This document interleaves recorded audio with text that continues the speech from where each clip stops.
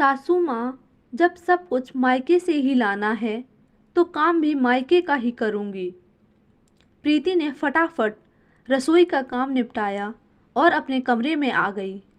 बाहर घर के सदस्य तैयार हो चुके थे और प्रीति है कि अभी तक तैयार ही नहीं हुई। जानती थी अगर 10 मिनट के अंदर तैयार नहीं हुई तो सासू माँ अच्छा खासा हंगामा कर देंगी। क्योंकि पहली बात तो यह है कि जब वह खुद तैयार हो जाती तो उनसे सब्र नहीं होता, और दूसरी ज़रूरी बात यह है कि आज उनकी बेटी सुरभि के घर प्रोग्राम था। यह तो शुक्र मनाओ कि प्रीति ने रसोई में जाने से पहले खुद के कपड़े तो निकाल कर रख दिए थे और अब फटाफट कपड़े चेंज कर लिए। हल्का फुल्का मेकअप किया ही था कि इतने में बाहर से पति कबीर की आवाज़ आने लगी। अरे प्रीति, और कितनी देर लगेगी तुम्हें? जल्दी आओ, देर हो रही है। इससे पहले कि प्रीति कुछ कहती, सासू माँ रामा जी ने चिल्लाना शुरू कर दिया। अभी खुद के मायके में प्रोग्राम होता तो फटाफट तैयार हो जाती, लेकिन यहाँ तो प्रोग्राम मेरी बेटी के घर पर है तो बस लेट करने में लगी हुई है। जब कह दिया था कि जल्दी तैयार हो जाना तो तैयार नहीं हो सकती थी, बस धीरे धीरे समय बर्बाद करने में लगी हुई है।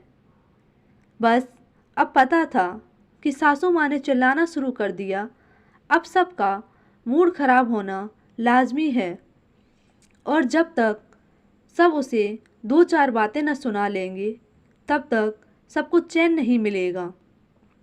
खैर प्रीति फटाफट अपने सैंडल पहनने लगी तो ये क्या, सैंडल टूट गई।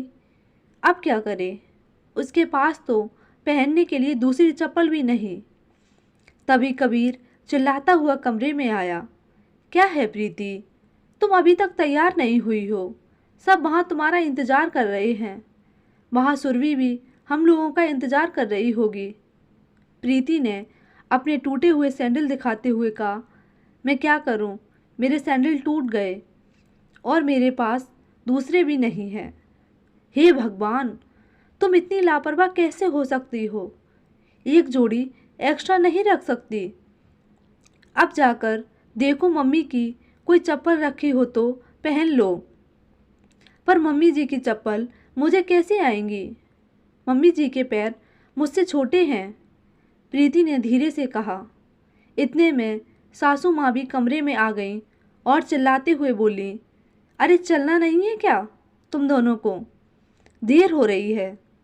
तभी प्रीति के हाथ में टूटे हुए सैंडल देखकर चिल्लाते हुए बोली, बस शुरू हो गया तमाशा। एक भी दिन ऐसा हुआ है कि जब कहीं जाना हो और इसने तमाशा शुरू न किया हो। अब शुभ काम में जा रहे हैं तो तोड़ फोड़ मचा रखी है। वहाँ मेरे नाती का जन्मदिन है और यह कामचोर सामने यह टूटी हुई चप्पल लेकर आ गई। प्रीति ने अपने आप को संभालते हुए कहा, मम्मी जी, मैंने जानबूझ के तो नहीं तोड़ी, काफ़ी पुरानी हो गई थी। उस दिन मैंने आपसे कहा भी था कि मुझे नई चप्पल लेनी है, पर आपने मुझे पैसे देने से मना कर दिया था। बेटे के सामने अपनी पोल खुलती देखकर सासू माँ प्रीति पर चिल्लाते हुए बोली, हाँ तो पैसे पेड़ पर उगते हैं क्या? अभी मायके गई थी तब ले आती वहाँ से। इतना सा तेरे मायके वालों को नहीं दिखता? और मैं तो तुझे लेकर जा ही रही थी ना बाजार, तब तेरे काम ही पूरे नहीं हो पाते। तो मैं क्या कर सकती हूँ? जिसको नाटक करना है वह तो कहीं से भी कुछ भी नाटक कर लेता है। तभी कबीर ने बात संभालते हुए कहा, पर अब करें क्या? एक काम करते हैं, रास्ते में नए सैंडल दिला देंगे। कबीर की बात सुनकर रामा जी जोर से चिल्लाईं, हाँ हम फालतू बैठे हैं, बस अब और समय बर्बाद नहीं होगा। रहने दो इसे यहीं पर, जब घर में अकेली रहेगी तो अकल ठिकाने आ जाएगी। पर मम्मी, कबीर इससे पहले कुछ और कहता, उसके फ़ोन पर किसी का फ़ोन आने लगा, जिसे देखकर रामा जी ने कहा, ज़रूर सुरभि का ही फ़ोन होगा। उसे क्यों उसके ससुराल में शर्मिंदा कर रहे हो? चलो जल्दी, रहने दो इसे घर पर ही। कबीर भी ज़्यादा कुछ न कह पाया और प्रीति को घर पर ही छोड़कर सब लोग रवाना हो गए। प्रीति की आंखों में आंसू आ गए। शादी को 2 साल हो गए, पर हर छोटी छोटी चीज़ के लिए वह मोहताज हो जाती, या यूं कहें कि मोहताज कर दी जाती।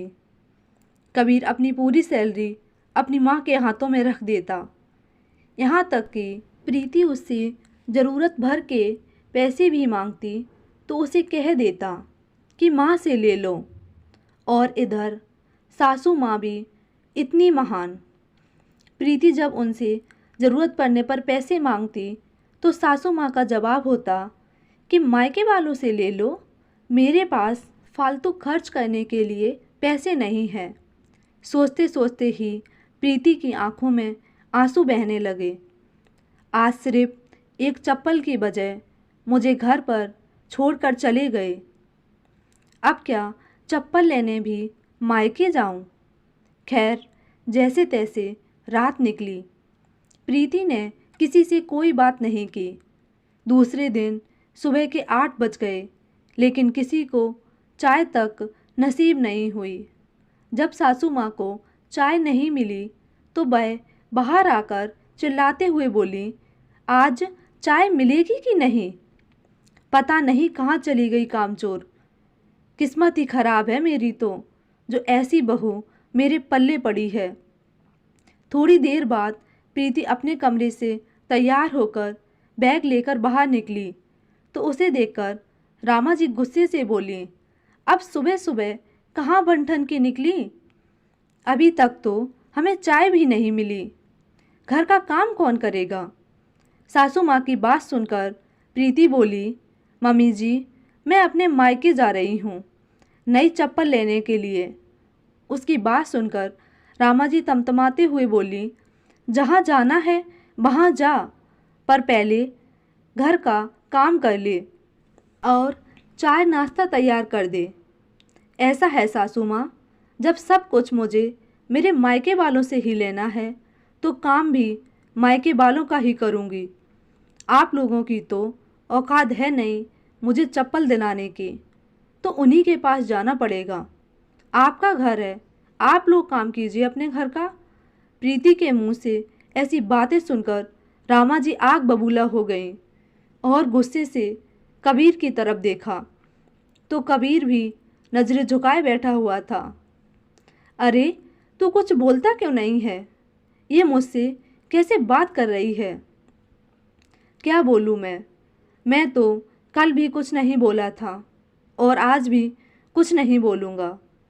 मुझे तो प्रीति का कहना भी गलत नहीं लग रहा है, कबीर ने कहा। तो रामा जी गुस्से में बोली, तो तुझे तेरी माँ गलत लग रही है? नहीं, आप भी गलत नहीं, गलत तो मैं हूँ। मैं यह भूल गया था कि मैं शादीशुदा हूँ। मेरी पत्नी को भी खर्चों के लिए पैसों की ज़रूरत पड़ती होगी, तो कुछ खर्चा उसके हाथ में भी मुझे देना चाहिए था। और मैं सारी सैलरी आपके हाथ में लाकर रख देता था, पर अब और नहीं। अब मैं सारी सैलरी आपके हाथ में देने की जगह कुछ पैसे प्रीति के हाथ में ज़रूर दूंगा, ताकि उसे कोई भी सामान खरीदने के लिए आपका या मायके का मुंह ना देखना पड़े। आखिर बेटे को बहू का पक्ष लेते देख सासू माँ से कुछ कहते ना बना। वहीं उस दिन कबीर ने छुट्टी लेकर प्रीति को उसकी ज़रूरत की चीज़ों की शॉपिंग करवाई। दोस्तों, आपको ये कहानी कैसी लगी कमेंट सेक्शन में ज़रूर बताएं। कहानी पसंद आई है तो लाइक और शेयर करें और ऐसी ही कहानियाँ सुनने के लिए हमारे चैनल को सब्सक्राइब करें। Thank you.